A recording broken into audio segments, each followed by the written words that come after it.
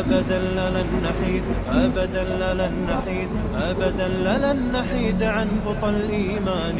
دربنا درب قويم دربنا درب قويم بالهدى القرآني. أبدا لن نحيد أبدا لن نحيد. Bismillah. Assalamualaikum warahmatullahi wabarakatuh. دربنا درب قويم دربنا درب قويم Innal hamdalillahi nahmaduhu wa nasta'in wa nastahdihi wa natubu ilaihi wa na'udzu billahi min syururi anfusina wa sayyiati a'malina.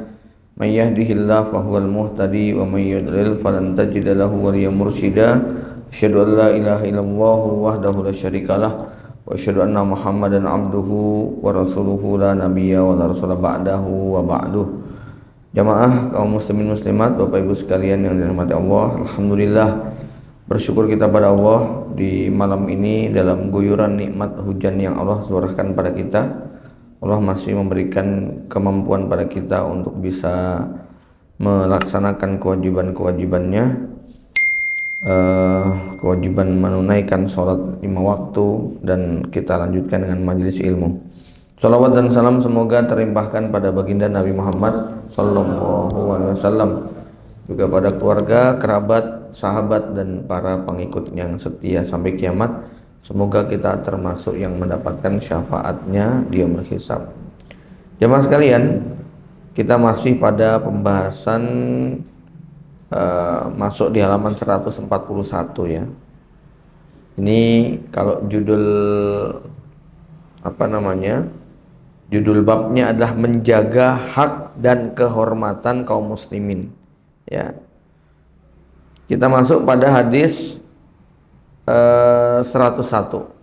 An Abi Hurairah anna Rasulullah sallallahu alaihi wasallam an Abi Hurairah radhiyallahu anhu anna Rasulullah sallallahu alaihi wasallam qol haqqul muslim al muslim khamsun raddus salam wa iyadatul marid wa tibaul janais wa ijabatud da'wah wa tashmitul atis. Dari Abu Hurairah radhiyallahu anhu bahwa Rasulullah sallallahu alaihi wasallam bersabda, hak seorang muslim atas muslim lainnya ya ada 5. Saya muslim, Anda muslim, dalam berbagai situasi dan kondisi ya kita nggak bisa kemudian ananiyah ataupun egoisme ya. Ada hak, diakui tidak diakui, Anda merasa temenan atau tidak temenan, mau beda partai, beda masjid, beda kelompok, bahkan beda manhaj gitu ya, beda manhaj sekalipun, beda ustadz, tetapi apa? Satu agama, muslim, mau NU, mau Muhammadiyah, mau kelompok yang manapun, maka secara hukum asal mereka punya hak pada diri kita ya. 1. Raddus salam, membalas salam. Jangan sampai karena beda pilihan partai kemudian nggak salam ya, waliyazbillah, musibah betul ya. Yang kedua, iyadatul marid, tonggo kita walaupun beda kelompok, beda pengajian, beda ustadz, ketika dia sakit dia punya hak untuk jenguk begitu ya. Yang ketiga adalah ittibaul janais. Kalau ada yang meninggal dunia maka kita membantu menyelenggarakannya, kalau mampu dari mulai awal sampai menguburkan. Tapi yang paling pokok adalah menguburkan dan menyolatkan, karena kalau memandikan dan mengkafanikan biasanya sekelompok orang tertentu yang sudah ditunjuk biasanya ya. Wa ijabatud dakwah, memenuhi panggilan. Kalau dia walimahan kita diundang, kalau dia punya hajat kita diundang, kalau dia punya acara kita diundang, maka kita memenuhi undangan tersebut. Wa tasmitul atis, dan menjawab kalimat yarhamukallah dengan yarhamukallah ketika dia mengucapkan alhamdulillah saat bersin ya. Ini 5 hak yang tanpa pandang bulu dari kelompok manapun. Ya. Menjawab salam, menjenguk sakit, mengantarkan jenazah, mendatangi undangan, memenuhi undangan, menjawab tahmid orang yang bersin. Itu adalah hak setiap muslim atas muslim yang lain. Nah, saya perlu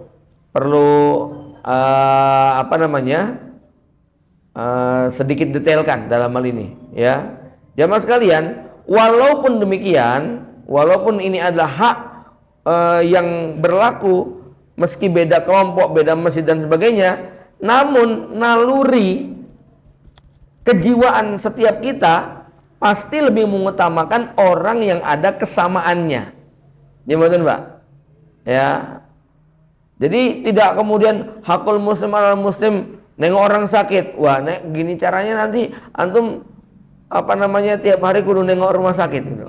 Karena yang di sini isinya muslim semuanya. Jembatan. Ya. Yang kedua apa? Yang dijenguk itu kira-kira bingung nggak kira-kira? Kita nggak kenal, nggak apa gitu kan ya. Terus Anda, kamu punya hak untuk kami jenguk gitu ya. Cuman yang dijenguk itu malah bingung dan ketakutan gitu loh, Pak. Jadi jangan pakai hadis ini kemudian Anda jenguk orang sakit yang tidak dikenal gitu kan ya. Dia bisa curiga, bisa jadi berburuk sangka pada kita. Ini jangan-jangan mau ngapain nih gitu kan ya. Nah, tapi lain kalau dia itu memang orang yang kita kenal, di mana kehadiran kita menjenguk bagi dia merupakan sebuah kehormatan. Nah, itu dia sangat senang sekali ya, dijenguk sama ustadznya, dijenguk sama teman lamanya, dijenguk sama pimpinan tempat dia bekerja, dijenguk sama santri-santrinya. Itu senang sekali. Ini ya. Jadi menjenguk sakit, mengantarkan jenazah secara umum, begitu kan ya. Artinya wajar kalau kita itu terpanggil untuk ikut mengantarkan jenazah orang yang kita kenal, walaupun jauh.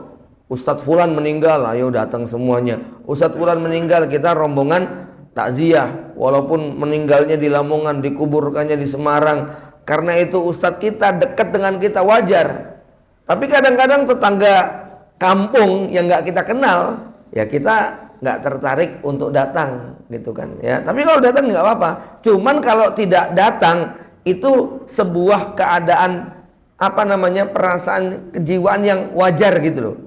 Ya, bukan berarti kemudian dosa. Ya, apalagi ini semuanya masuk dalam kategori fardu kifayah, yang seandainya sudah dilakukan oleh 1-2 orang maka sudah gugur kewajiban. Tapi ada level-level tingkatannya ya. Coba misalnya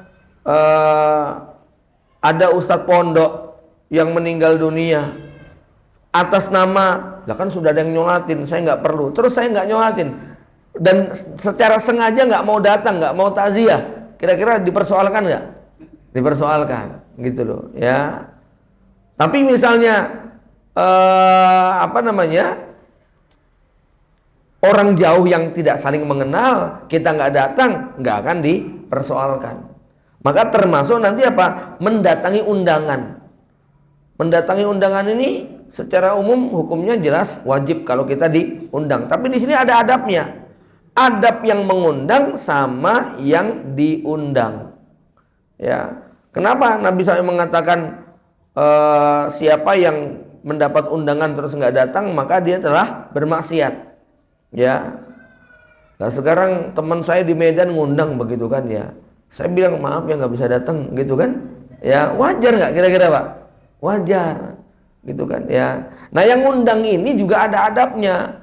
Paling tidak satu, tidak memberatkan. Ya, ini udah ngerti bahwa ya kita kan tahu Pak ya, ngundang di Jawa ini kadang-kadang menjadi beban karena masih menganut paham sumbang menyumbang menjadi satu itu loh Pak ya. Ya, nek orang nyumbang piye rasane gitu kan ya. Itu banyak yang ngeluh tidak itu? Tukang kuli bangunan, pekerja kasar, ya Allah seminggu kok undangan nenek pitu itu ya. Mumet itu Pak, itu loh ya. Ya. Nah, kalau undangannya seperti saudara kita kemarin Ustadz Bambang Sukirno misalnya ya, di sisi amplopnya ada tulisan dilarang membawa amplop dan atau bingkisan kado atau bunga misalnya gitu. Nah itu seneng mesti yang datang gitu ya. Tapi kalau walaupun nggak ada tulisannya tapi sudah menjadi tradisi di sebuah tempat, nah itu mesti jadi beban begitu ya. Nah, ini terkait dengan mendatangi undangan ya. Termasuk juga harus hitung-hitung ya. Terutama apakah yang diundang itu nyaman atau tidak hadir di majelis yang boleh jadi tidak dikenal.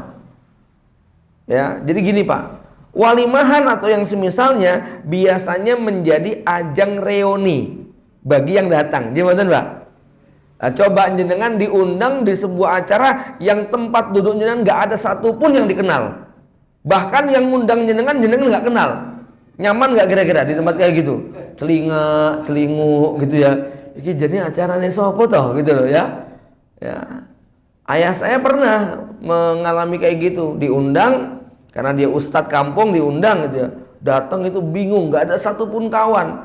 Bahkan yang ngundang pun dia nggak kenal gitu ya. Setelah ditanya, "Lah ibu siapa toh?" begitu ya.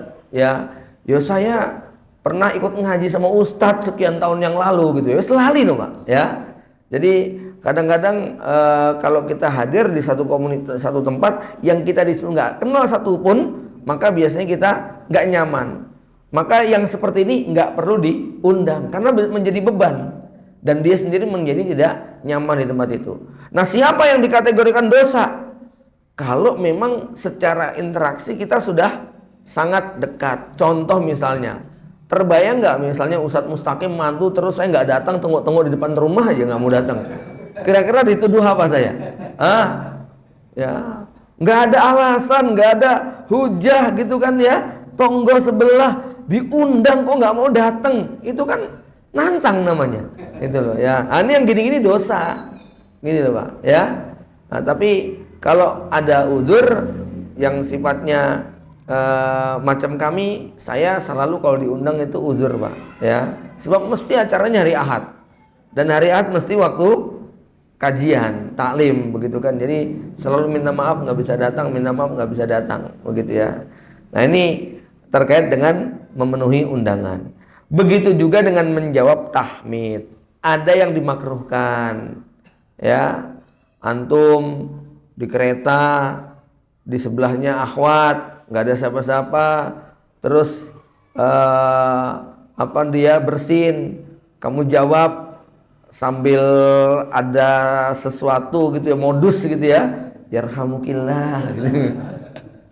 Nah, itu bisa lanjut ke KUA nanti tuh Pak gitu loh ya. Bermula dari kayak begitu bisa lanjut sampai ke KUA. Ya kalau lanjut ke KUA ya. Kalau lanjutnya kemudian fitnah dan hubungan terlarang, ini jadi masalah. Maka kadang-kadang menjawab salam yang demikian bisa makruh mengucapkan jawaban atas bersin seseorang bisa makruh tergantung situasi dan kondisi. Ya jawab tapi dalam hati aja. Karena ada orang yang antum dijawab sama akhwat yarhamukallah begitu, akhwatnya cantik lagi ya, dengan jawabnya sambil senyum-senyum ramah begitu, itu bisa sesuatu gitu ya. Ya nggak haram ya. Cuman tadi ya ada hal-hal yang bisa mengantarkan kepada sesuatu yang berpotensi untuk haram, maka bisa menjadi makruh bahkan bisa menjadi haram. Baik jamaah yang dirahmati Allah, ini ya terkait dengan hak muslim atas muslim, menjawab salam, menjenguk orang sakit, mengantarkan jenazah, mendatangi undangan dan menjawab tahmid ya ketika orang itu bersin. Lanjut. An Barra bin Azib radhiyallahu anhu qala amarna Rasulullah sallallahu alaihi wasallam bisab'in wa nahana an sab'in.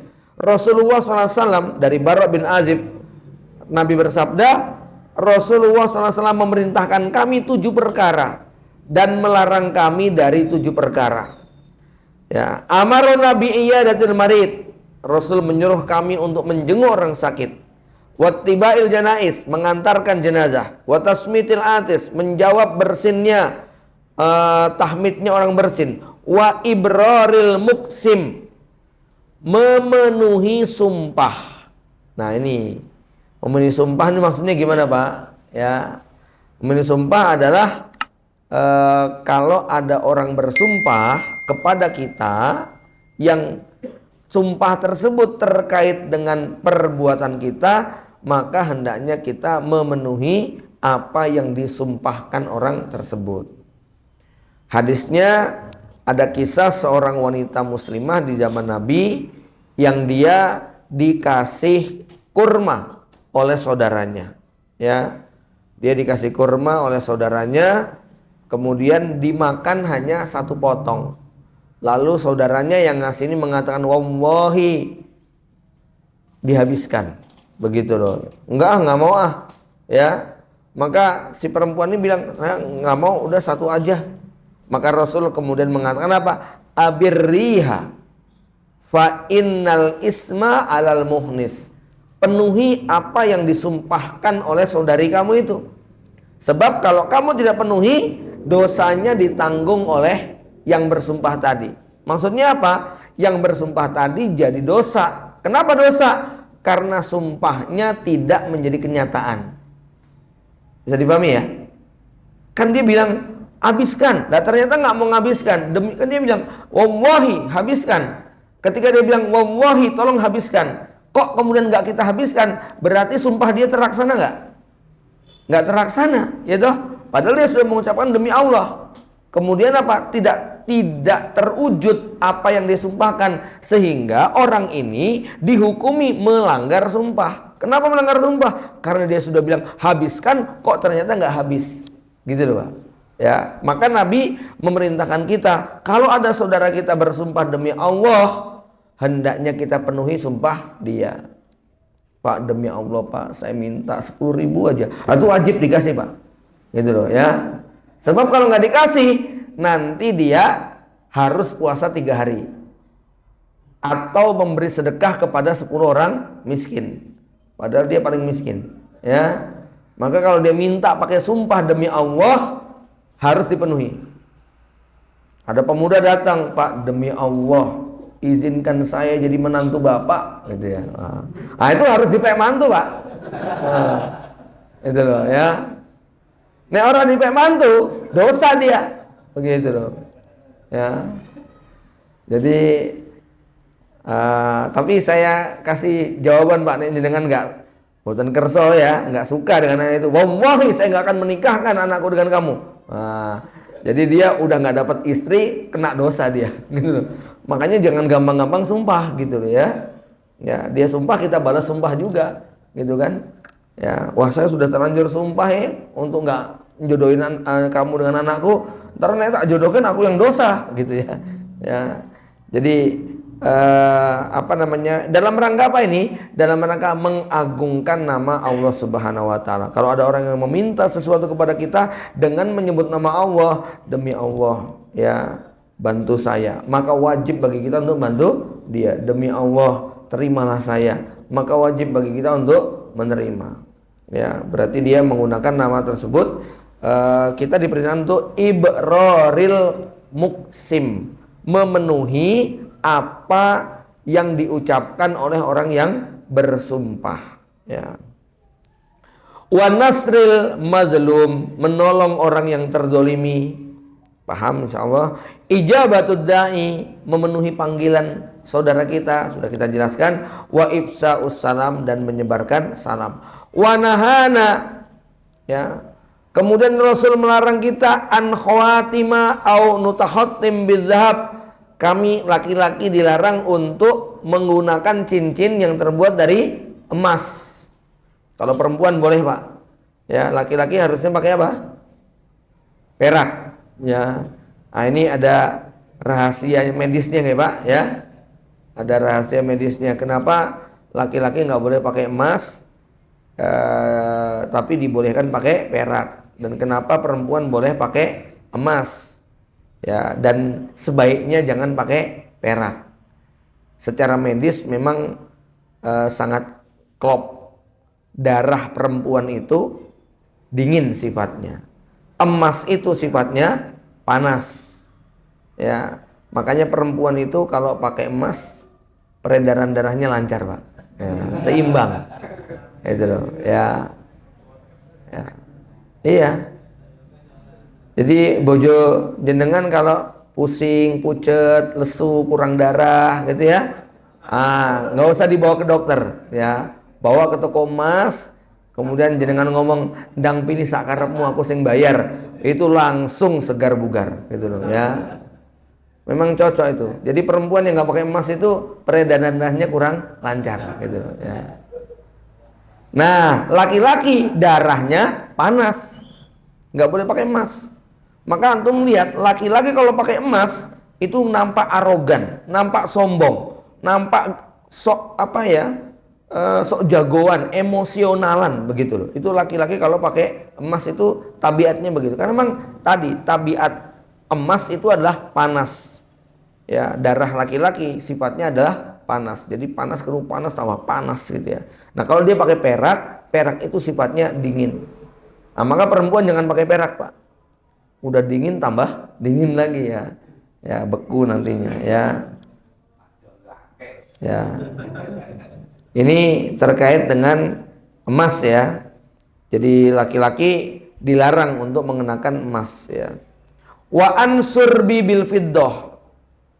Walaupun perak itu boleh, tapi nggak boleh dipakai buat bejana. Minum pakai gelas yang terbuat dari perak, makan pakai piring dari perak, itu nggak dibolehkan. Ya, apalagi emas lebih nggak boleh lagi. Ya, perak saja tidak dibolehkan. Wa an maya siril humri. Kami dilarang untuk mengenakan pelana yang terbuat dari sutra merah. Ya. Zaman dulu pelana kadang-kadang dilapisi macam-macam. Ya. Sekarang sih insya Allah jarang ya. Nggak ada lah jok mobil mewah sekalipun pakai kain sutra itu nggak ada ya. Ya. Wa anil kosi. Kami dilarang untuk mengenakan baju sutra campuran. Al-kosi itu baju sutra campuran. Kalau tadi pelana bercampur sutra. Wa an lubsil harir. Kami juga dilarang mengenakan baju yang sutra murni. Sutra campuran nggak boleh, sutra murni nggak boleh, dan istibrok. Istibrok itu sutra yang tebal. Ya, dibaj ini juga jenis pakaian yang intinya bahannya sutra semua. Ya. Karena memang dalam hadis Nabi yang lain disebutkan, man labisa mala bisa suhrah lam yalbisha yaumal qiyamah.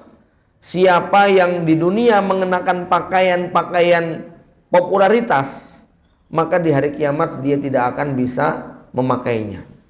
Ya. Kaum muslimin dilarang mengenakan pakaian-pakaian yang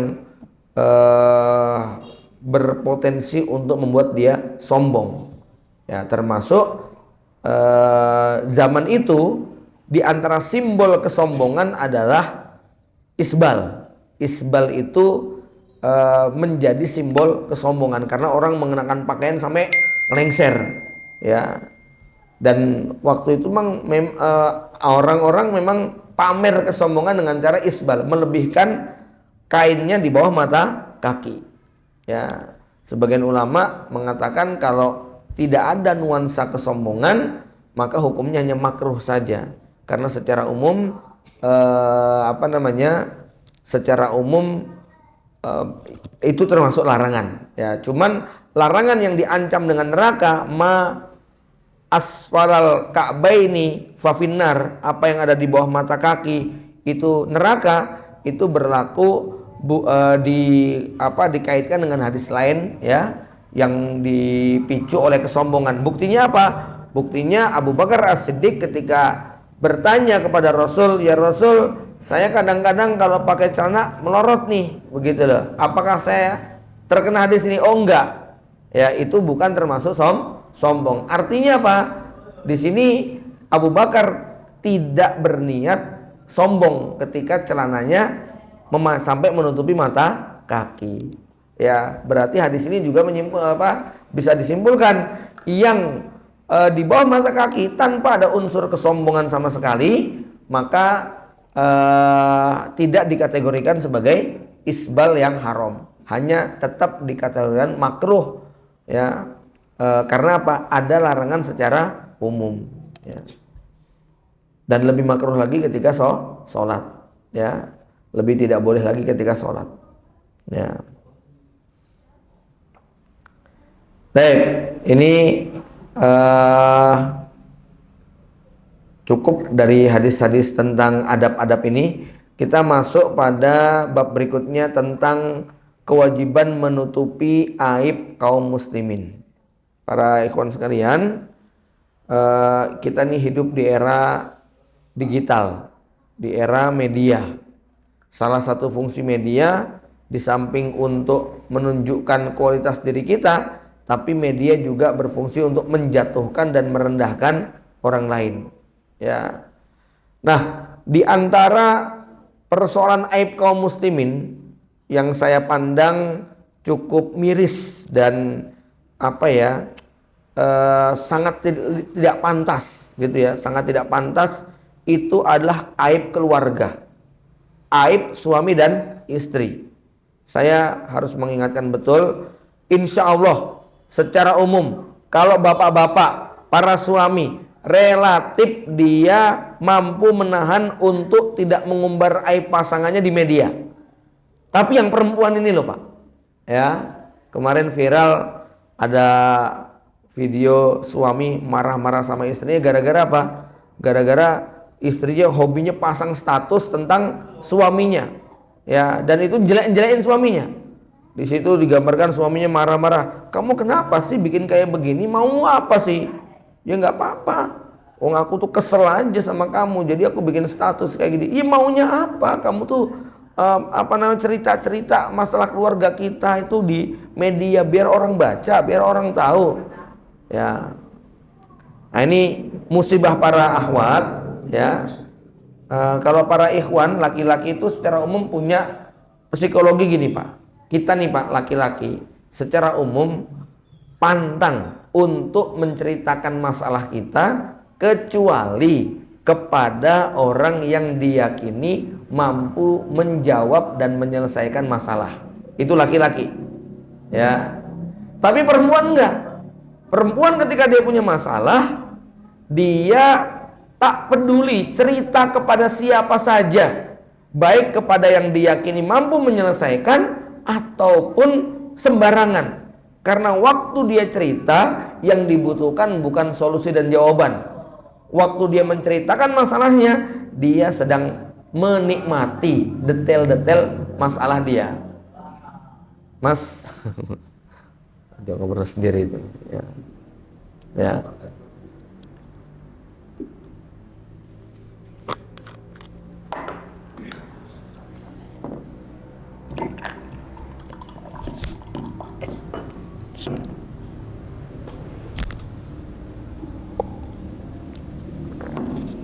Inilah yang membuat kaum wanita jadi gampang curhat,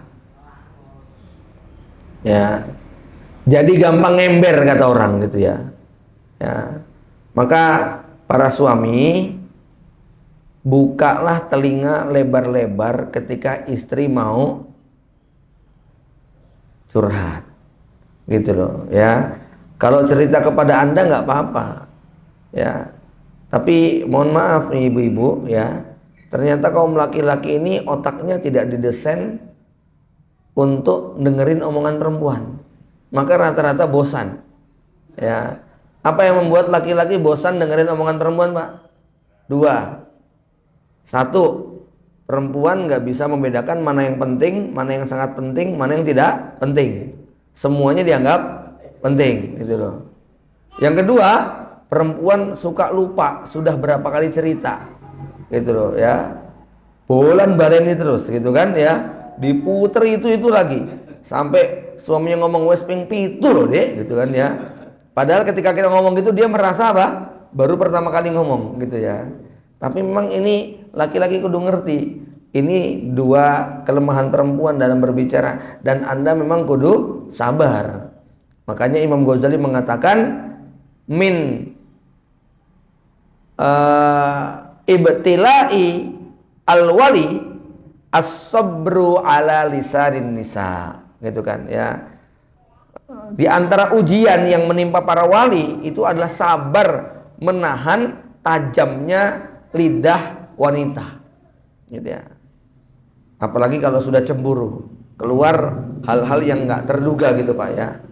Tapi memang ini sesuatu yang penting untuk dijaga. Nah, terkait menutupi aib itu begini maksud saya. Ini berlaku untuk suami istri ya. Ketika mereka masih berstatus sebagai suami istri maupun setelah mereka bercerai. Kadang-kadang saya mendapati ada pasutri-pasutri yang habis bercerai saling menghujat dan menyerang mantannya. Saya baru aja menyelesaikan satu kasus ya, yang intinya ya mereka sudah cerai begitu kan ya. Nah akhirnya saya kan dapat nomor kedua belah pihak nih Pak ya, karena dua-duanya curhat. Karena saya punya nomor dua belah pihak, akhirnya saya juga bisa membaca statusnya begitu loh. Nah, ketika membaca statusnya itu, disitulah keluar kalimat yang menunjukkan alhamdulillah udah terbebas dari toksit begitu ya. Ya, jadi menyebut mantannya dengan apa? Toksit begitu kan ya. Lah status-status kayak gitu diungkap terus begitu ya. Tiap hari bikin status yang waliyazbillah. Saya ingin ingatkan, bagaimanapun dia muslim yang aibnya wajib untuk kita tutupi. Kenapa? Ya. Apa manfaat kita mengumbar aib dia? Bandingkan dengan janji Allah kepada yang mau menutupi aib saudaranya. La yasturu abdun abdan fid dunya illa satarahu Allahu yaumil qiyamah. Tidaklah seorang hamba menutupi aib saudaranya kecuali di hari kiamat Allah akan tutupi aibnya. Siapa yang mengumbar aib saudaranya, Allah akan umbar aib dia walaupun sembunyi dalam rumahnya. Bapak Ibu sekalian, ya, ada perbuatan-perbuatan kita itu yang tidak aib, normal, wajar, mubah, halal, boleh. Tapi kalau diekspos kita tuh malu Pak. Tidur itu mubah tidak? Mubah. Ngorok itu mubah nggak? Mubah kan? Coba waktu jenengan ngorok direkam kemudian dipajang, malu nggak kira-kira? Itu kan aib. Makan itu mubah nggak? Mubah. Ya. Waktu jenengan pas mangap terus di foto cepret kemudian di zoom kemudian dipajang, di share begitu, dikasih komentar, malu nggak kira-kira? Malu. Itu kan aib begitu kan? Ya. Artinya apa?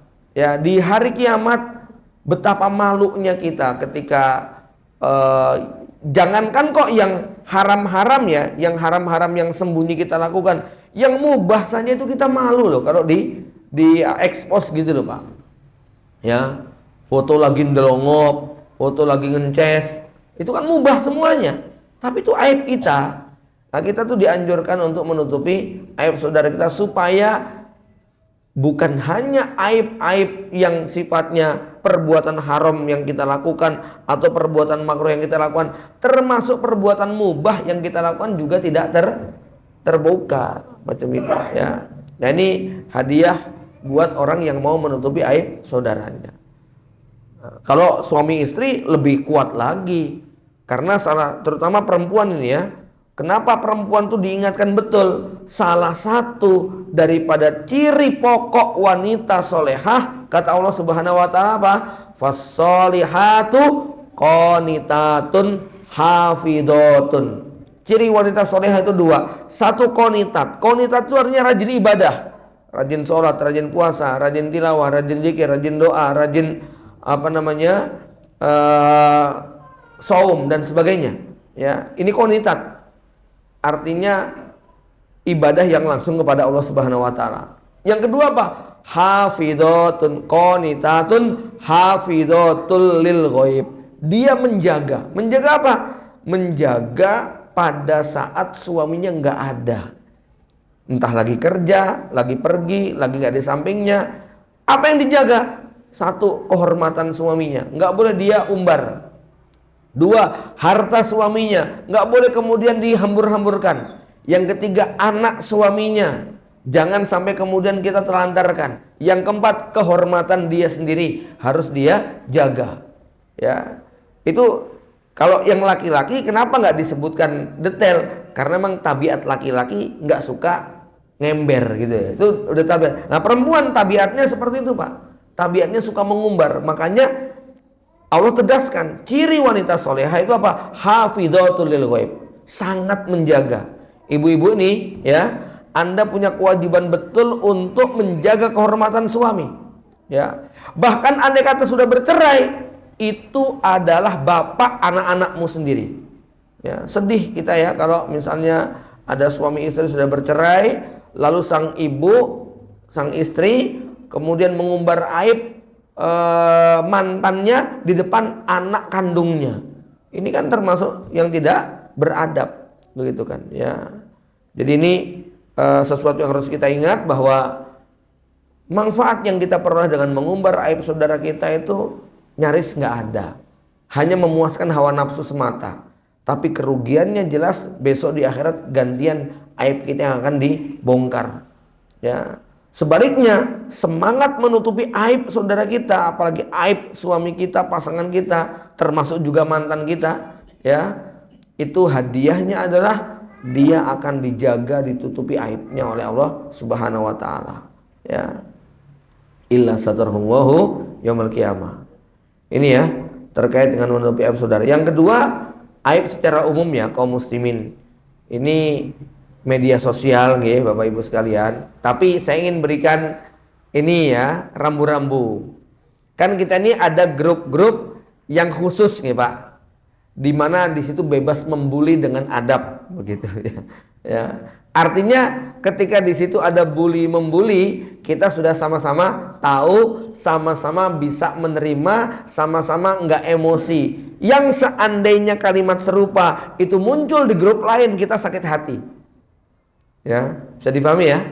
Ya, karena antum mungkin punya grup yang di situ nggak pakai jaim-jaiman. Nih mohon maaf Pak, kalau kayak kami Pak, anak pondok, lulusan pondok, itu kalau sudah ketemu sama teman pondok nggak pakai jaim-jaiman, wis konco begitu kan? Ya, sehingga di grup itu kita kadang-kadang lebih bebas, ya, entah menunjukkan foto dia yang lagi apa, kemudian mengomentari foto dia yang bagaimana. Yang kita sudah sama-sama tahu, bercanda semacam itu menjadi mubah hukumnya karena memang sudah siap menerima aturan permainan di dalam grup tersebut.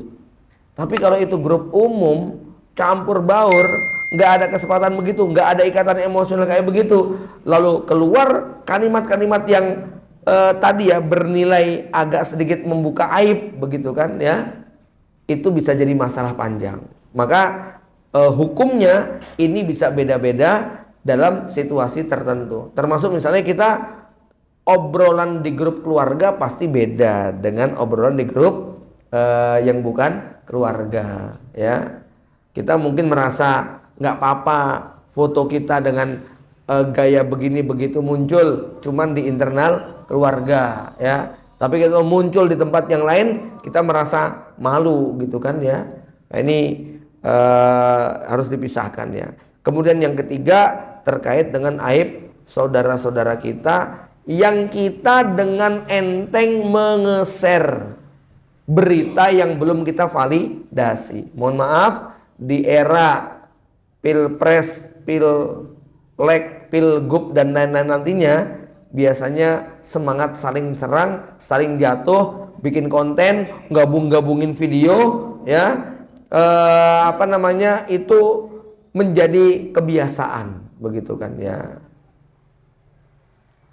Video 2019 sama 2023, ini ngomong apa, ini ngomong apa, gitu kan ya. Suka tuh bikin begitu-begituan ya.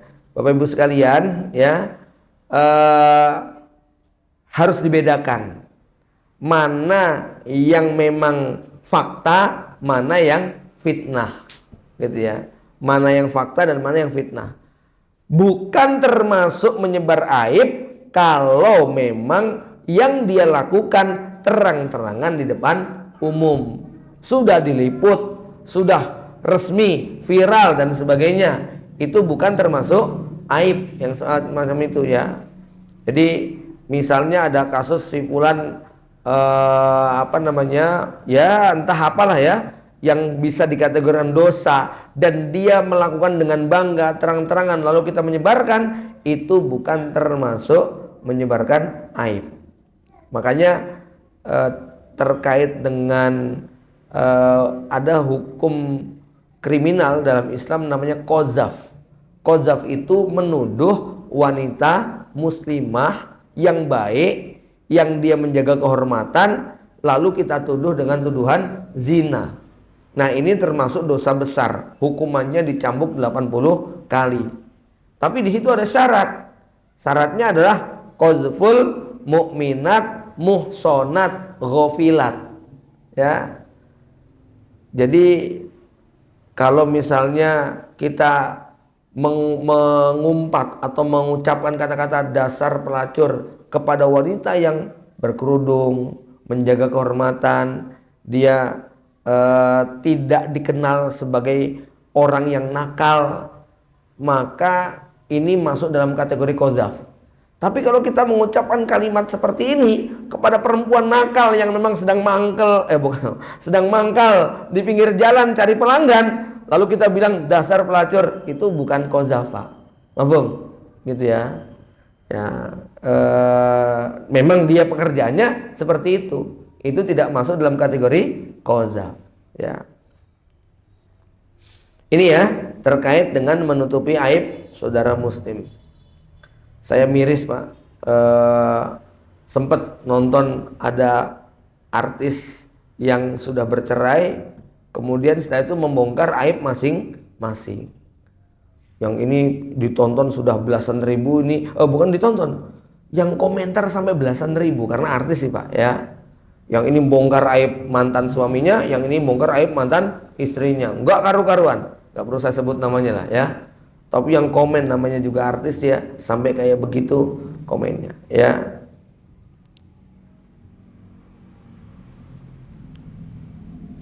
Termasuk juga saran saya ya,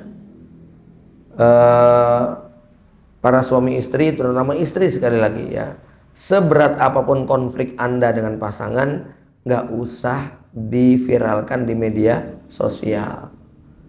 Kalau mau dengan niat mengambil ibrah, mengambil pelajaran, ya pakai inisial. Ya, nggak perlu kemudian terang-terangan. Cerita tentang layangan putus itu kan bukan aib bagi dia saja, tapi aib bagi kaum muslimin secara umum, begitu. Ya. Nah, ini hal-hal yang harus dihati-hati. Cukuplah mengadu kepada Allah Subhanahu wa taala. Kenapa?